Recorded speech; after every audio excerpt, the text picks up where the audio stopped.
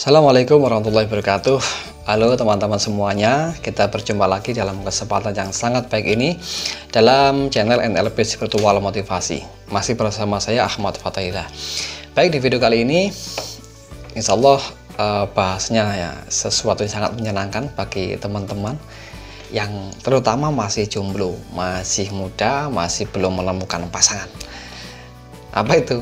Yaitu cara cepat untuk mendapatkan jodoh idaman yang seperti Anda inginkan. Tonton terus sampai selesai.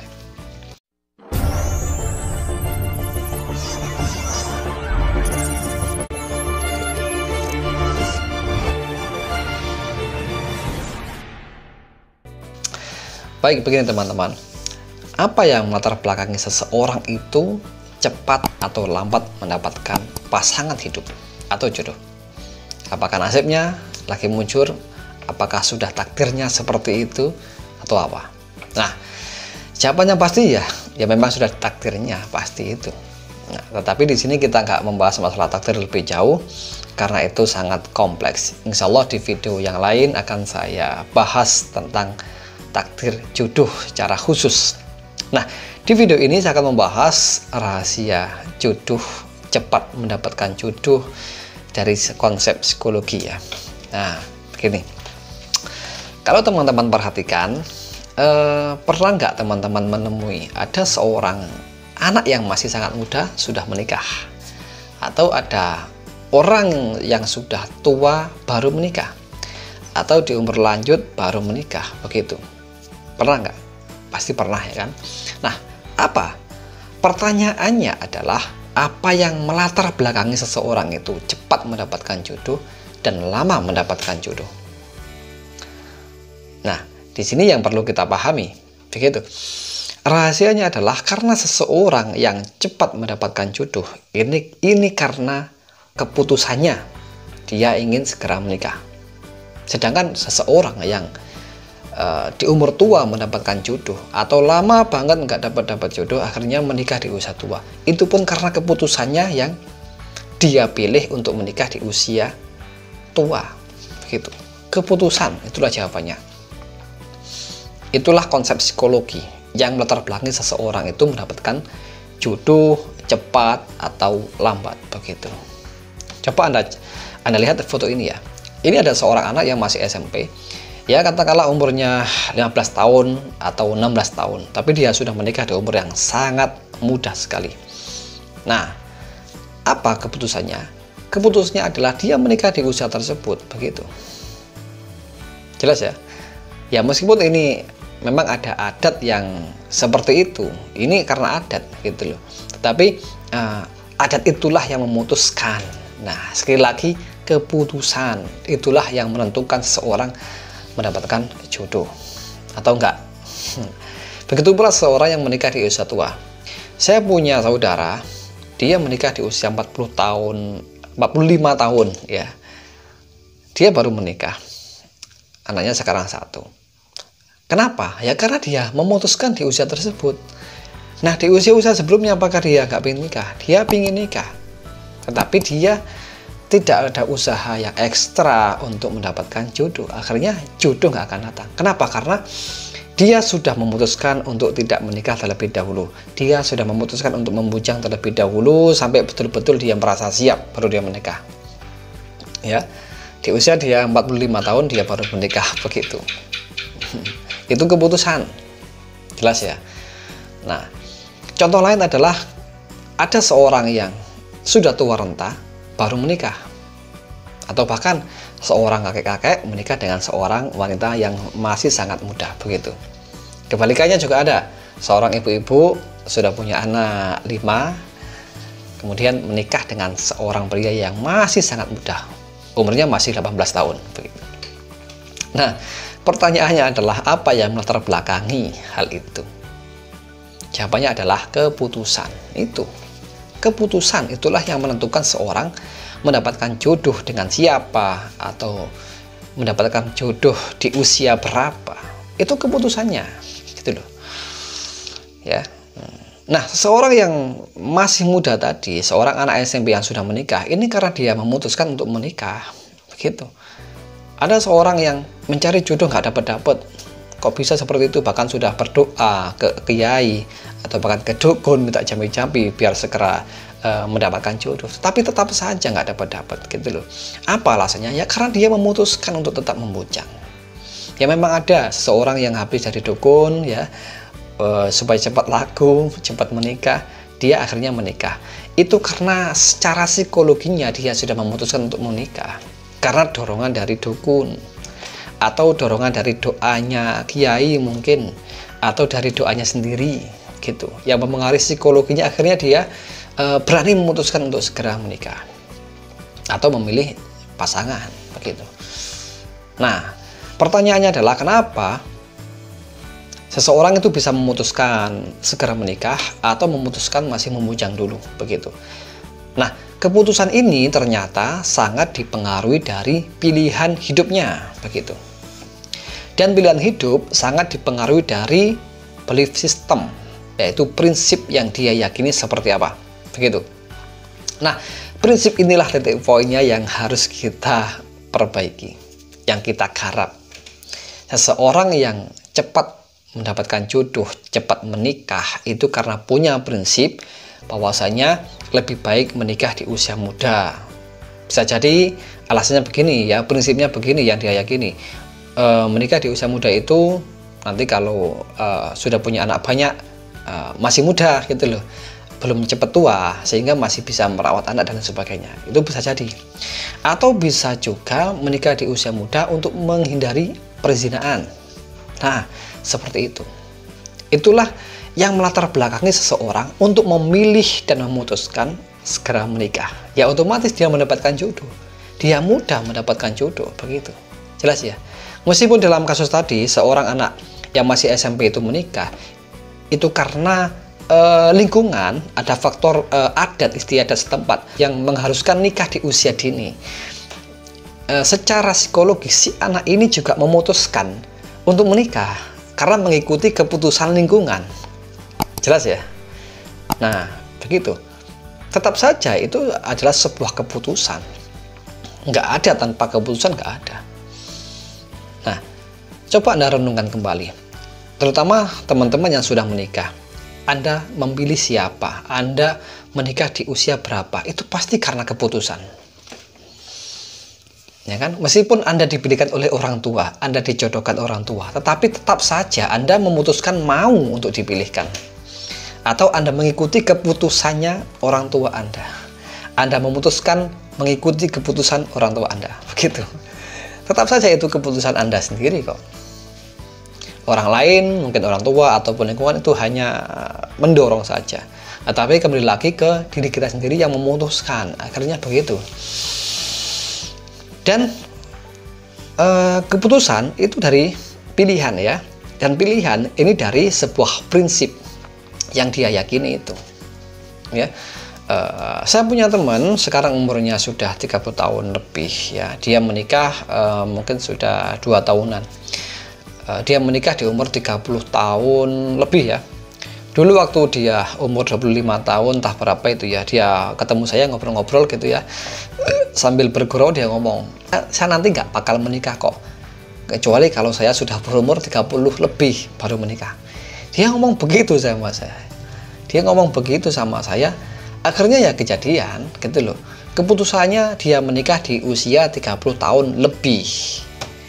Maka di usia 20 tahunan ini dia meskipun suka sama cewek, ya punya pacar, tapi akhirnya nggak jadi menikah. Meskipun secara psikologi dia pingin loh menikah di usia itu, tapi kok ada saja masalah yang menyebabkan dia gagal untuk menikah. Begitu. Meskipun pingin, namanya manusia normal pasti kepingin, tapi keputusannya sudah terlanjur mengatakan dia akan menikah di usia 30 tahun lebih. Maka itulah yang merealita, yang mewujud dalam kehidupannya begitu. Sehingga usaha bagaimanapun akan terblokir sendiri oleh keyakinannya itu, oleh keputusannya itu. Jelas ya? Nah, sama halnya juga dengan seorang yang menikah di usia tua. Katakanlah baru mendapatkan jodoh di usia 40 tahun, 50 tahun, 60 tahun, kan ada itu orang yang baru menikah di usia tersebut. Nah, itu juga karena keputusannya dia menikah di usia tersebut. Mungkin bisa jadi kenapa dia nggak nikah-nikah di usia muda, mungkin dia merasa kurang layak. Ini prinsipnya, dia merasa kurang layak atau belum punya pekerjaan yang mapan, finansialnya belum sehat dan lain sebagainya. Akhirnya dia menunda untuk menikah. Tetapi tetap saja secara psikologis dia pasti ada keinginan untuk menikah. Secara biologis juga sama, dia ingin melanjutkan keturunan seperti itu. Tetapi keputusannya lebih kuat. Akhirnya apa? Terus memblokir usahanya untuk mendapatkan jodoh. Kalaupun misalkan dia mendapatkan jodoh menikah, akhirnya ada saja masalah yang menyebabkan dia cerai akhirnya. Ya akhirnya memuncak lagi begitu. Nah, saya juga punya teman, seorang wanita, ya teman kuliah saya. Dia ini anaknya ya nggak jelek loh anaknya loh ya. Anaknya ya lumayan cantik ya. Tapi hari ini dia belum menikah. Alasannya apa saya nggak tahu, tetapi yang jelas dia punya prinsip yang membuat dia memilih untuk membujang, memutuskan untuk tetap membujang, nggak menikah. Meskipun secara psikologis dia ingin menikah, secara biologis dia ingin punya keturunan, gitu. Setelah saya tanya apakah nggak mau menikah, ya maulah, namanya orang normal mau menikah. Tapi kenapa kok belum menikah? Jawabannya nggak tahu. Dan ketika saya mencoba menawari teman-teman saya yang laki-laki, saya tawarkan ke dia, saya kenalkan ke dia teman saya yang cewek ini. Nah, teman saya ini dia ada saja alasan untuk menolak gitu loh. Merasa kurang layak lah, merasa nggak pantas, merasa apalah dan lain sebagainya. Pokoknya ada banyak sekali alasan untuk menolaknya begitu. Nah, ini karena prinsip gitu loh. Prinsipnya ini menghalangi dia untuk menikah. Ya. Sehingga pilihannya, keputusannya ya tetap membujang meskipun dia ingin. Gitu. Banyak fakta di masyarakat seperti itu. Yang kalau kita teliti lebih lanjut, kita dalami ternyata dia punya prinsip yang menghalangi dia untuk menikah, nomor satu. Dan prinsip ini menghalangi pilihannya untuk tetap membujang. Dan pilihan ini memutuskan membujang.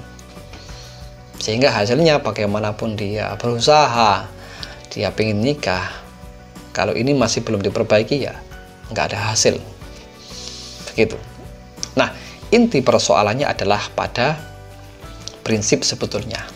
Nah, prinsip inilah yang penting untuk digarap, untuk diprogram ulang ya, untuk dirubah sesuai dengan yang diharapkan seperti apa.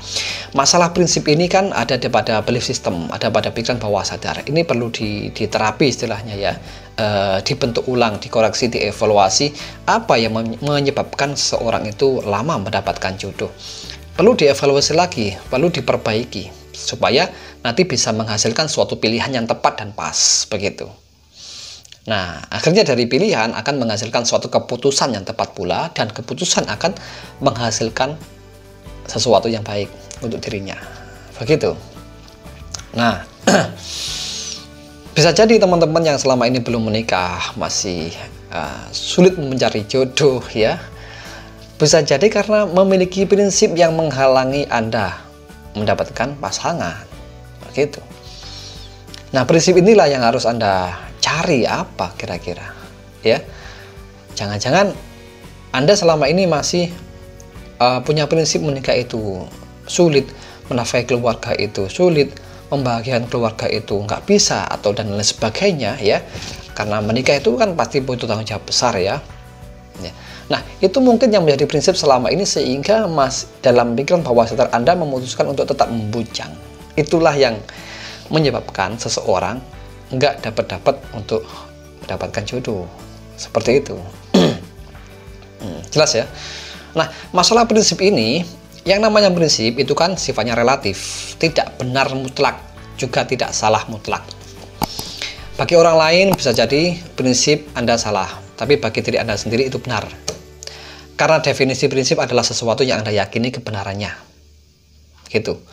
Saya juga punya prinsip, Anda juga punya prinsip, dan prinsip ini mempengaruhi pola hidup kita, mempengaruhi pilihan-pilihan hidup kita, dan mempengaruhi keputusan kita. Dan keputusan mempengaruhi realita kita, mempengaruhi nasib kita. Begitu.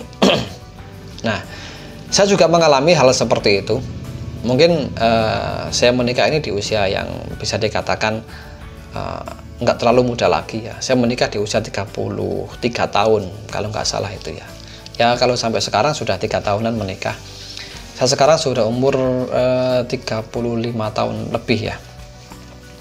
Nah, waktu itu kenapa kok saya nggak dapat pasangan? Meskipun saya menyukai beberapa wanita sebetulnya, tapi kenapa tidak saya putuskan untuk saya nikahi gitu? Alasannya apa? Karena dalam prinsip saya masih mungkin ada keraguan untuk memilih si A, si B, si C yang saya sukai. Kenapa? Karena tidak sesuai dengan prinsip yang saya yakini begitu.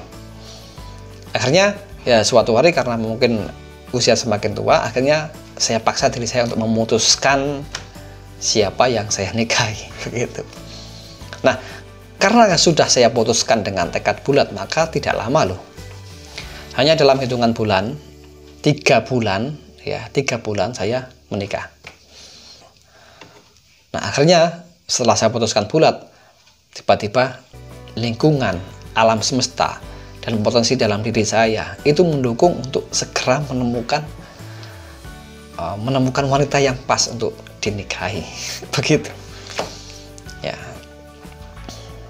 jelas ya. Nah, jadi kesimpulannya adalah prinsip nomor 1 yang harus diperbaiki terlebih dahulu, diprogram ulang sesuai dengan yang diharapkan.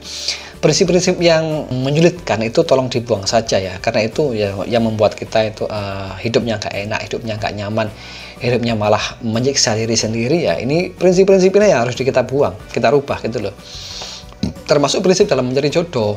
Kemungkinan besar orang-orang yang belum mendapatkan jodoh karena punya prinsip yang menyulitkan dirinya sendiri begitu. Nah, saya baru teringat sebuah kisah ya. Seorang wanita sudah umur 50 tahun. Ini temannya dari kakak saya. Dia sudah umur 50 tahun sampai sekarang belum pernah menikah. Bayangkan, seorang wanita umur 50 tahun belum juga menikah. Alasannya apa? Dia punya prinsip bahwasanya jodohnya sudah mati. Begitu. Kok bisa? Ya, karena dulu waktu dia umur 20 tahunan itu menyukai seorang TNI, dan akhirnya si pacarnya ini, seorang TNI, itu mati dalam tugas. Nah, dia kecewa, dia nangis, dia putus asa, dan akhirnya mengatakan jodoh saya sudah mati. Begitu. Akhirnya sampai hari ini ketika dia dijodohkan dengan siapapun, dia ditawari pria-pria yang mapan, yang ganteng, dia tetap nggak mau begitu. Bukannya jodohnya nggak ada jodohnya, tapi dia memutuskan dan memilih untuk tetap tidak menikah. Meskipun dalam hatinya pasti dia ingin menikah. Gitu. Pasti itu nggak mungkin tidak, karena manusia normal ya. Beda lagi kalau nggak normal. Kalau manusia nggak normal ya mungkin saya nggak tahu lagi, nggak mau menikah. Tapi ini masih taraf normal sehingga dia masih ingin menikah. Tetapi dalam belief sistemnya, prinsipnya, dia mengatakan jodohnya sudah mati di medan pertempuran gitu. Makanya dia terus tidak akan menikah. Dia sulit untuk mendapatkan jodoh meskipun sudah ada yang datang tetapi ditolak begitu. Atau ada saja alasannya yang akhirnya dia batal menikah. Seperti itu. Nah, ini efeknya prinsip itu sangat dahsyat sekali ya ke kehidupan kita. Karena dari suatu prinsip akan mempengaruhi pilihan hidup, dan pilihan hidup akan mempengaruhi keputusan. Keputusan mempengaruhi realita kita seperti apa, nasib kita seperti apa, kehidupan kita seperti apa, begitu loh. Nah, maka disinilah di belief system mental programming ini ya harus betul-betul dibentuk ulang yang sesuai dengan harapan kita gitu loh. Direprogram, prinsip kita diperbaiki. Kita memiliki prinsip yang seperti apa? Prinsip kita itu menyenangkan atau menyusahkan? Prinsip kita itu mudah atau sulit? Jangan-jangan kita selama ini punya prinsip yang justru membuat hidup kita sulit gitu loh. Makanya sulit mendapatkan jodoh, termasuk itu. Nah, jelas ya. Nah, di video berikutnya akan saya teruskan masalah ini. Ini belum selesai, sudah 20 menitan ya. Nah, nanti akan saya jelaskan tentang bagaimana memprogram ulang suatu prinsip agar teman-teman yang saat ini masih memujang, masih menjomblo akan segera menemukan jodoh yang pas dan tepat. Insya Allah begitu. Baik, terima kasih. Wassalamualaikum warahmatullahi wabarakatuh.